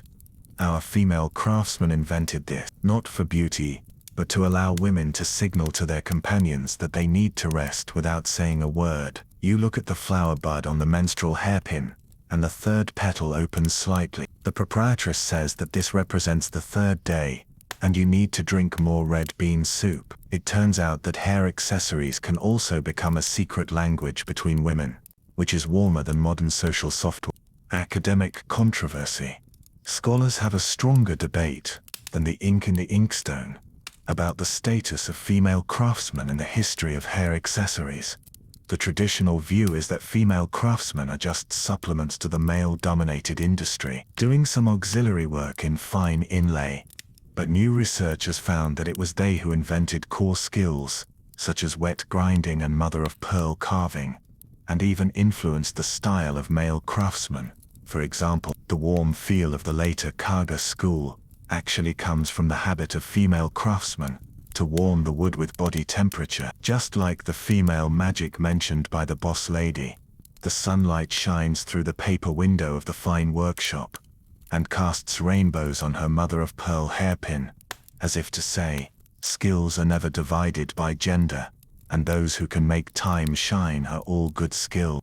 In the afternoon at the Fatal Hair House, you see a mother holding her baby and watching a craftsman wrapping fatal hair around a wooden hairpin. The craftsman is a middle-aged woman with cotton thread wrapped around her fingertips, as if she is weaving the baby's first memory. Fatal hair should be wrapped 9 times clockwise, symbolizing long and long, she said, with the baby's crying mixed with the rustling sound of the hairpin being polished. The head of the hairpin is engraved with the child's zodiac sign. If it is a tiger, a tiny pearl is hidden in the tiger pattern, which means a tiger eye with a pearl. This is a secret skill passed down by our female craftsmen for 3 generations. Men can't learn it, because they don't understand the warmth of a mother touching her child's hair. She holds up the wrapped fatal hairpin. The hair gleams like fluff in the sun, the pearls hidden in the tiger pattern, like a little heart beating. You suddenly think of modern fatal hair souvenirs, but feel that the hairpin in front of you has a sense of ritual, and each circle of winding is a silent blessing from the mother to the child. Mainstream historical knowledge points the emotional hair accessories created by female craftsmen can be called the ancient version of private customization. In addition to the fetal hairpin, there are also breast milk hairpin, using breast milk mixed with cinnabar to draw the guardian angel. Deceased mother hairpin.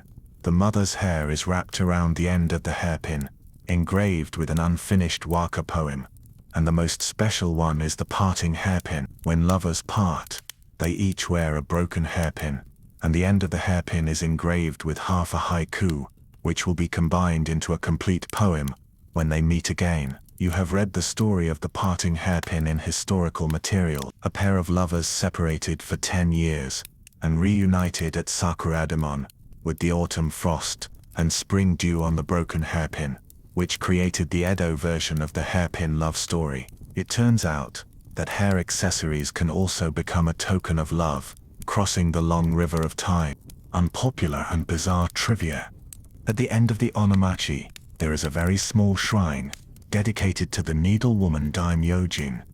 The statue holds a huge wooden hairpin in its hand, and the head of the hairpin is carved with the profiles of 12 female craftsmen. The shrine maiden wears a patchwork hairpin made of 72 pieces of old fabrics, each of which comes from the aprons of the female craftsmen. This is our artisan memory hairpin. The shrine maiden touched the traces of sauce paint stains and embroidery thread on the fabric. Each patch is a story. For example, this patch with red plum paint was splashed when Grandma Ami received the general's order for the first time.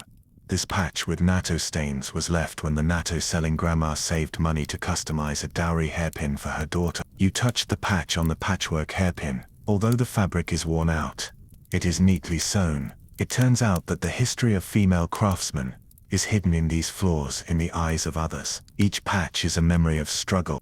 When dusk casts a warm light on the lanterns of the Ono Takamachi, you touch the firefly hairpin in your hand, and the female pattern at the end of the hairpin glows slightly in the dark. These female craftsmen hidden in the deep alleys carved their names with embroidery needles and in the male-dominated history of craftsmanship, they created a path full of mother-of-pearl and fetal hair. Their hair accessories are not as luxurious as those in the Great Orchid, but they are full of human warmth. They are not as gorgeous as those in Yoshiwara, but they hide their deep affection for life. Those fine craftsmanship that were regarded as trivial by male craftsmen eventually became the softest part of Edo hair accessories, like the light of fireflies. Although weak, it illuminates the figures of countless women in the long night of history.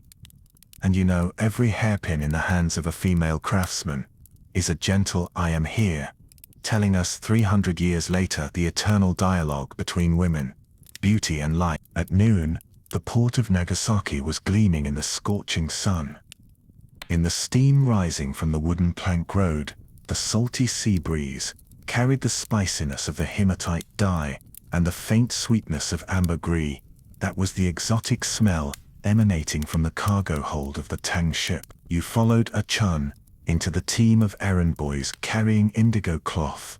The teeth of your clogs stuck in the gaps between the wooden boards, and when you looked up, you saw an astonishing scene.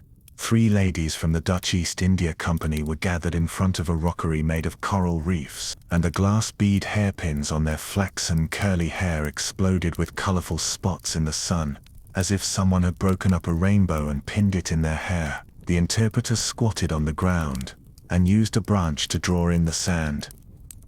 The axis of the windmill hairpin is engraved with Dutch letters, which can spell "VOK" when turned, but our craftsmen carved cherry blossoms on the back of the leaves, and when the wind blows, it looks like the flowers of the 2 countries are fighting. Mainstream historical knowledge points.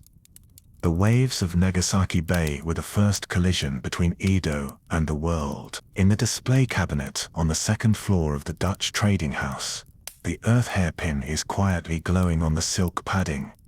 The simplified world map is outlined with gold powder, and the Japanese archipelago is inlaid with rubies in the shape of flames. Legend has it that the wife of a certain generation of Matsudaira domain lord once sighed to the Rotterdam merchants, "Your hometown is on the other side of the hairpin, but the hairpin can hear our heartbeats." Even more interesting is the trade hairpin, which has magnets hidden in the abacus pattern, and the anchor chain with an anchor pattern is actually a miniature compass needle. Once a merchant ship owner encountered a storm in the waters of Iwo Jima.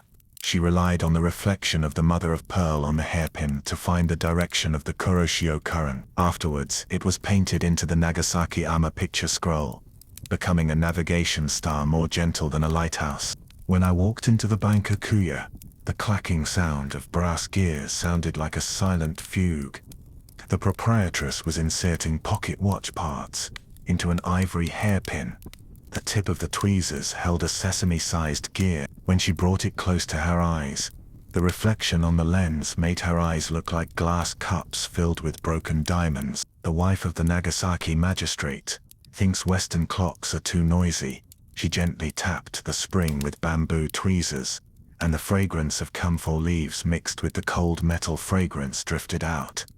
Let's make the cherry blossom petal pointer lighter than snow. When it points to the direction of the North Star at midnight, the silver bell at the end of the hairpin will ring 3 times, much more elegant than the night watchman's clappers, and it won't disturb the wife's elegant mood for Japanese songs.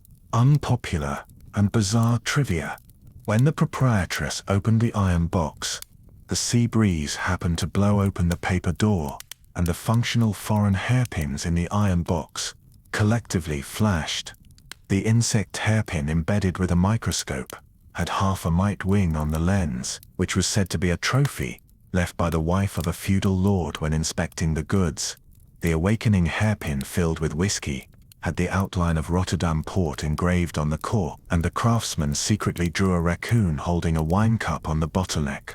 The most amazing phonograph hairpin had a few strands of blonde hair wrapped around the steel string, and the proprietress said it was the hair of the Dutch captain's daughter. Before she returned to Amsterdam, she said that she wanted to let the cherry blossoms in Edo bloom in the melody of her hometown. Unfortunately, it was so out of tune that it now sounds like a seagull singing Moon over the deserted castle. Academic controversy. When the reformist scholars pointed to the perspective cherry blossoms on the Sichuan hairpin, and said that this was the gentle domestication of Western mechanical civilization by Eastern aesthetics, the conservatives were knocking on the desk with Huagang Qingzhou medical talk to refute glass beads will absorb the spirit of women. Look at those Dutch women. How many devil's eyes are hidden in their curly hair? But the craftsmen in Nagasaki have long found a balance in practice. They grind the lens of the Dutch telescope into a hairpin head decoration, but engrave the inside of the lens barrel with poems from the Menyoshu. They inlay Persian gems into the shape of peonies, and a local pearl must be embedded in the pistil, which is called Japanese soul and Western talent flower. As the boss lady said, the hairpin is to let the light of different moons dance a waltz in the same bun. In the afternoon, the scent of sencha wafted through the Tang Dynasty house.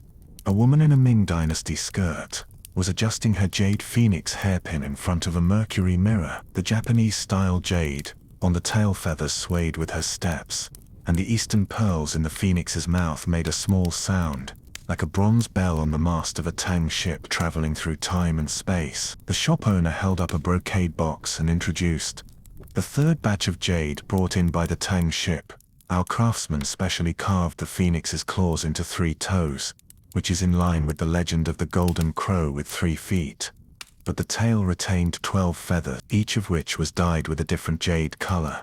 You see this last one, dyed with the orange color of the Nagasaki sunset, which is considered the Edo feather we inserted into the Tang Dynasty phoenix. Mainstream historical knowledge points. The carvings on the Tang Dynasty hairpins hide silent cultural migrations. A cherry blossom petal falls on Guan Yu's green turban, and the scar of the Qinglong Yanyu sword is inlaid with mother-of-pearl waves. Li Bai's wine pot has become a peony shape, and what flows out of the spout is not wine, but the outline of Mount Fuji outlined with gold powder. The most famous Zhenghai hairpin is hidden in the Nagasaki Museum. The 5 layers of mother-of-pearl overlap the treasure ship pattern.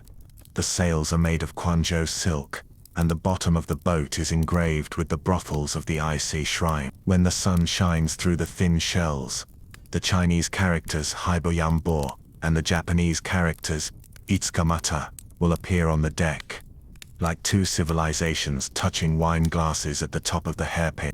Unpopular and bizarre trivia. The old man at the shipwreck stall is gluing a barnacle-covered wooden hairpin with fish glue. Salt water seeps out from the wood grain, forming tiny rainbows in the sun. This is a relic of the Red Seal ship that sank during the Kaiko era. He polished the hairpin head with shark skin, revealing the fuzzy peony pattern underneath. The seawater soaked the wood grain into salt crystals, and now it feels like walking on the beach. Last month, a town girl bought it and said she would give it to her husband who was going out to sea. Let the poem of the sea be pinned on the parting hair.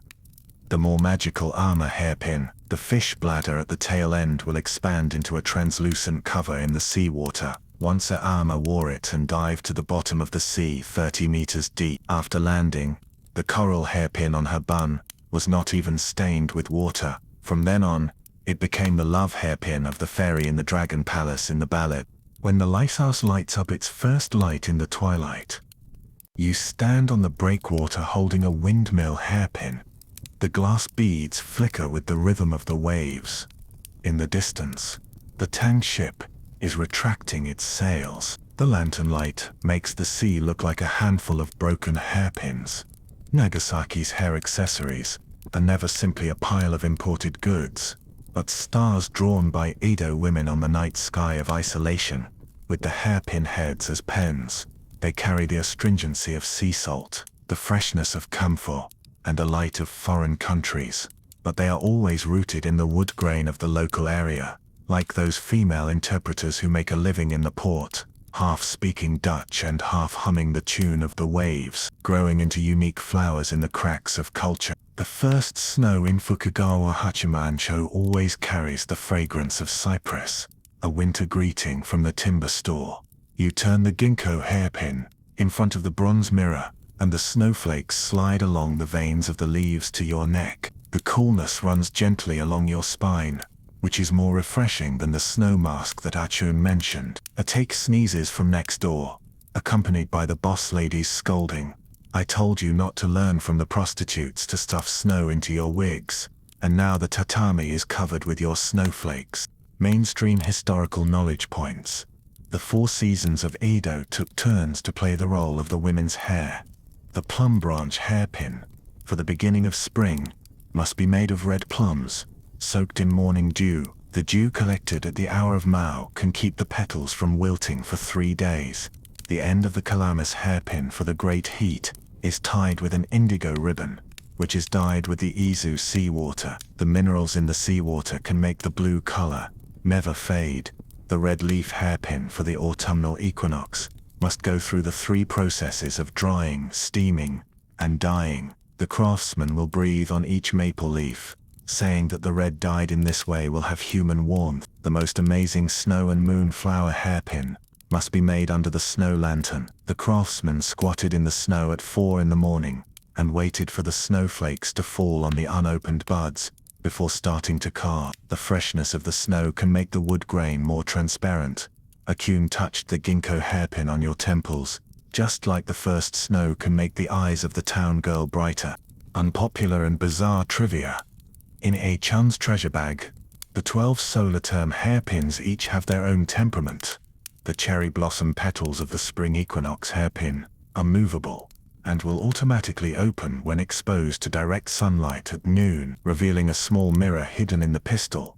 The mother-of-pearl pieces of the summer solstice hairpin are inlaid with extremely fine crystal threads, which will cast a rainbow on the forehead at noon. There was once a tea house owner who attracted customers from the entire town with this rainbow.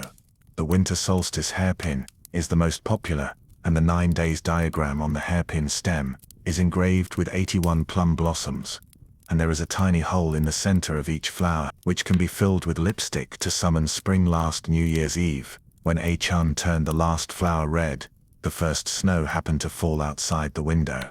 She held the hairpin and circled in the snow as if saying goodbye to winter. Academic controversy. While scholars were arguing over whether hair accessories are shackles or wings, an old man in Fukagawa was repairing a broken hairpin with kintsugi. The gold thread at the crack hooked the veins of the ginkgo leaf, and the broken pearls were like morning dew on the tip of the leaf. He pushed his reading glasses.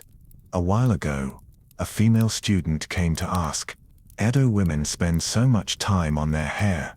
Are they trapped by male power and stupid?" I showed her this dying hairpin. He took out a wooden hairpin, engraved with "My hair is like ginkgo," and the waka poem at the end was polished to a shine by hand sweat. Before the old woman died, she said, "Hair is a woman's second life, and the hairpin is the punctuation mark of life. I want to carve a flower on the period."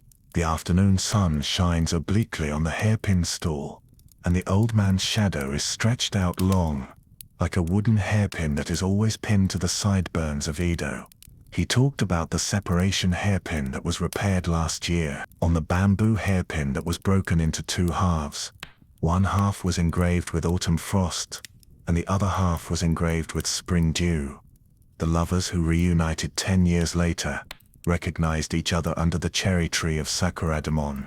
With these 2 sentences, today's historians always like to talk about semiotics and consumerism. He applied a layer of cypress oil on the hairpin, and the gloss flowed along the wood grain. But we town girls all know that a hairpin is the courage to pin up messy hair in the morning, the warmth that reminds you of someone when you touch it in the afternoon, and the faint wood fragrance left in your hair when you take it off at night.